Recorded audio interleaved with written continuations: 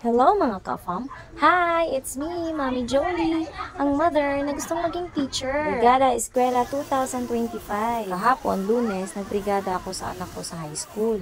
At ngayon naman, Martes, nagbrigada naman ako dito sa anak ko sa elementarya. Pero bago ako nagbrigada sa mga eskwelahan, nagbrigada muna ako sa bahay namin kasi sobrang sukal na. Nako po, napabayaan ko na. Kasi sa sobrang busy ko na itong mga nakaraang buwan. Sabi ko sa sarili ko, bago ko linisan yung eskwelahan ng mga anak ko, dapat lilinisan ko muna yung bahay ko. At yun na nga, naging malinis na yung bahay, kaya pumunta na ako sa mga school ng mga anak ko. Masaya naman ako dahil taon-taon talaga tumutulong ako sa Brigada Eskwela. At alam ko kasi na bilang isang magulang, responsibilidad ko ito. Kailangan nating tumulong sa paglilinis at pagsasaayos dito sa paaralan ng ating mga anak upang maging komportable sila sa kanilang papasukan na paaralan. Alalahanin natin na yung ginagawa nating ito ay para din sa kanila. Dahil kung madumi ang paaralan na kanilang papasukan, posibleng dito sila makakuha ng iba't ibang uri ng sakit. Kapag sila ay may sakit, hindi sila makakapag-aral ng maayos. Kaya kung hindi ka pa nakapagbrigada, pumunta ka na sa eskwelahan ng anak mo at magbrigada ka na. Thank you for watching.